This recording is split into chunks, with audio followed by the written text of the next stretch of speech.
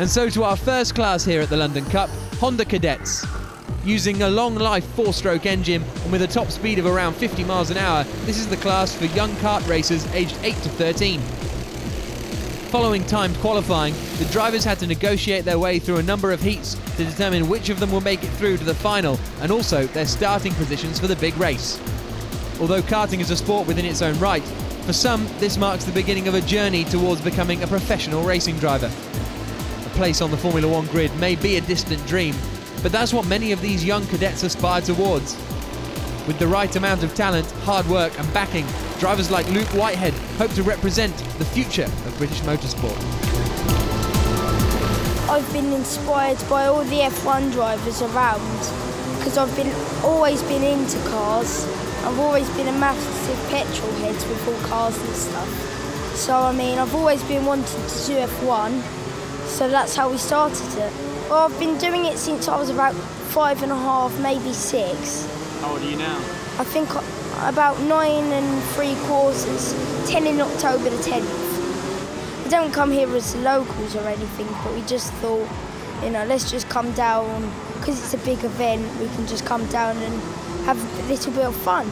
We're right on pace at the moment, we're doing pretty well, so I mean, I think my hopes are pretty high. A pair of top 10 finishes in his heats was enough to put Whitehead through to the final, though others like number 68 Matthew Hayden would qualify nearer the front.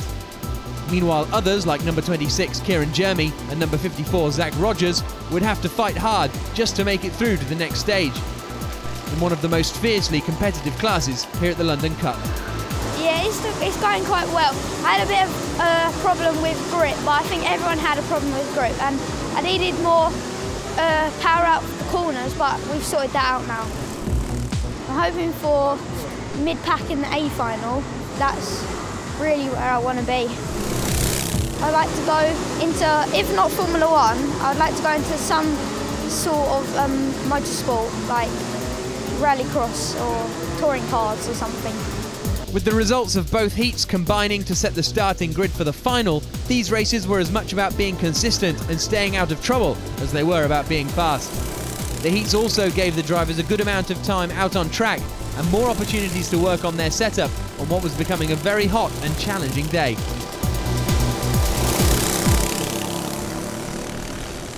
Harry Thompson and Cian Jewis were both heat winners, as was number 13 Mark Kimber. But Kimber was also able to add a third-place finish to his tally, which was why he'd be the driver starting the final from pole position. Heat 3 was a taster of what was to come. The top 7 separated by less than 1 second at the finish line. One driver to suffer misfortune during the qualifying heats was number 66, Jake Yilmaz. We caught up with Jake to find out how he got involved with the sport. I went like a little test drive on that mini track, and then after that my mum bought me a helmet, without then suit, and then gonna build up to a car. And how does he view the London Cup? It happens every year and it's very popular, and the trophy is huge. So. Amongst the favourites to take this year's title is Cian Jewis, who arrives here sporting the number 1, having just wrapped up this year's Super 1 British Championship. My dad used to do karting, and so did my dad's dad, so they sort of inspired me to start racing. After a season of the British Championship, the best person who's got the most points wins the championship, but I've won the championship with a round to go, so I don't have to turn up to the last round, but I can if I want to. So what's attracted the country's leading Honda Cadet driver to compete here at Rye House? We thought we'll just give it a try. We've never been here before. We would see what it's like, and if it was really good, we would come again next year maybe. It's quite a short track, but it's really technical, so you've got to be really smooth and not throw it into the corners. It'll be definitely a learning curve.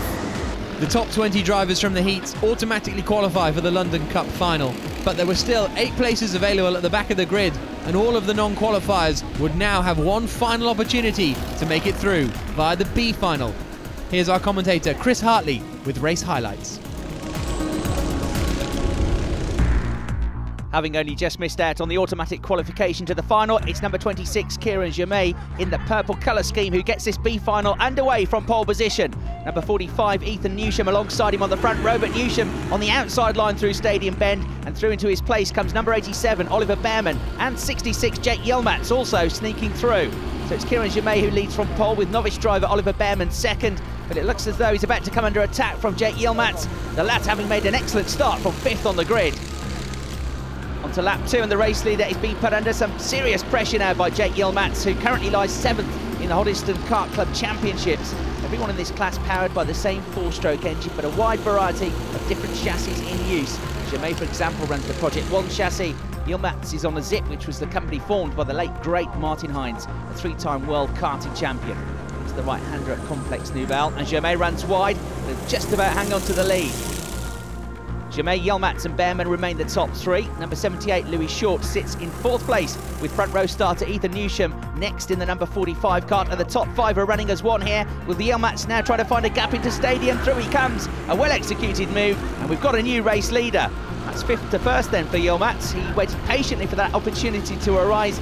There's no point making any rash moves here, because everyone in this lead group is in a position to make it through to the final, while they join onto the back of the 20 drivers who've already got a place on the grid. Young Oliver Behrman doing an impressive job here in 3rd place. He runs black and white plates to signify that he's a novice driver. Not that you'd think it from the way he's performing. A good move into the hairpin to snatch 2nd place away from Kieran Germain. And that's just afforded our race leader, Jake Yilmaz, a tiny bit more breathing space.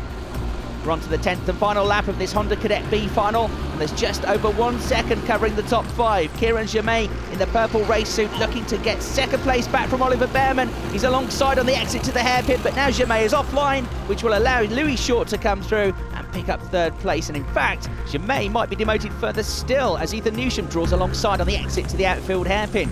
To Complex Nouvelle for the final time, Yilmaz leads from Behrman in 2nd, Short in 3rd, and then it's Germain, so it looks like he managed to fend off Newsham into pylon.